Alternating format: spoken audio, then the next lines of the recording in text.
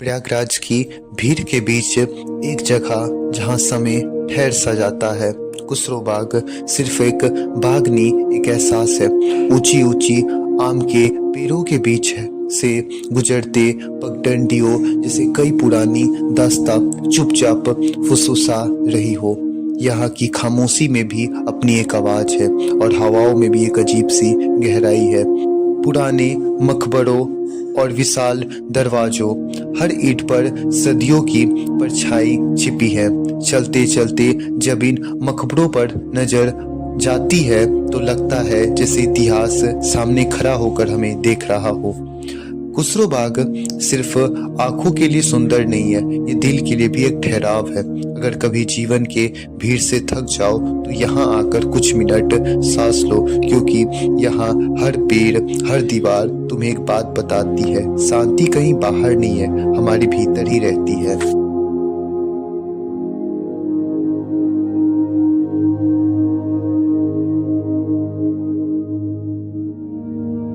प्रयागराज के खुसरो बाग के अंदर जहां इतिहास की गूंज अब भी धीमी आवाज में सुनाई देती है, वहीं एक और खूबसूरत दुनिया छिपा हुआ है। यह नर्सरी, हाँ, ये नर्सरी बाहर नहीं है, यही खुसरो बाग के भीतर है।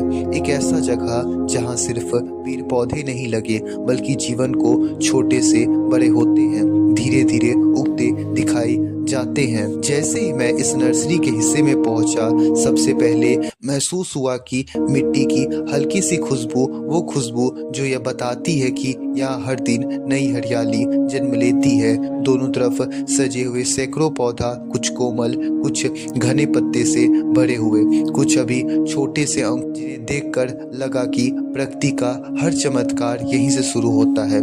यहाँ का हर गमला, हर पंक्ति, हर छोटा सा पौधा एक कहानी कहता है। किसी को धूप में रखा गया है, किसी को हल्की छाया पसंद है और किसी को बस थोड़ी सी देखभाल चाहिए ताकि वो बढ़ सके। इस नर्सरी में चलते हुए ऐसा लगा मानो खुसरो बाग केवल इतिहास को ही संभाल कर नहीं रखता, ये भविष्य को भी धीरे धीरे हरा भरा कर रहा है। माली अपनी धूप में तपती मेहनत से इन पौधों को देखभाल करता है। पानी देना, मिट्टी बदलना, नए पौधे तैयार करना सिर्फ काम नहीं है, ये एक साधना है। पत्तों पर गिरती धूप ऐसा दृश्य बना रही थी जैसे समय और प्रकृति एक साथ मिलकर यहाँ कोई नई शुरुआत लिख रहे हैं। जो पौधे आज छोटे हैं, कल इसी बाग के हैं, बड़ी छायादार शाखाएं बनेंगी और यही इस जगह की खूबसूरती है। इतिहास की छाया में नई जिंदगी उगाई जा रही है।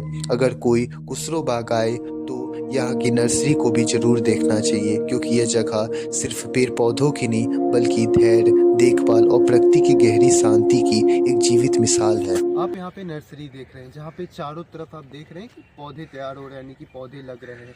चारों तरफ आपको हरियाली देखने को मिल रही है।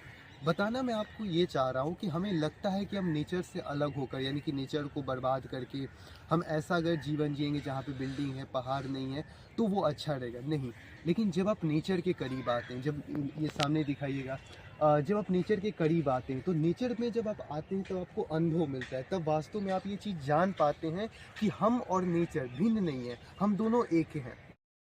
की जो खूबसूरती है और जो हमारे बनाया हुआ स्ट्रक्चर है, बिल्डिंग है, मॉन्यूमेंट है, उसकी स्ट्रक्चर है, उन दोनों में बहुत अंतर होता है। आप ऑब्जर्व कीजिएगा कि जब आप नेचर को छूते हैं, ऑब्जर्व करते हैं, उसकी महक, उसके स्मेल में इतनी खूबसूरती होती है जो हमारे भीतर से हमें एक आराम, भीतर से हमें एक महसूस ऐसा देती है अनुभव। ये हमें ये बताने की आवश्यकता किया जा रहा है कि हम और नेचर भिन्न नहीं है। और देखिए, हम मनुष्य जब तक इस बात को समझेंगे नहीं कि हम और नेचर भिन्न नहीं है, हम और नेचर एक है, तब तक ये बर्बादी रुकेगा नहीं जो नेचर के प्रति।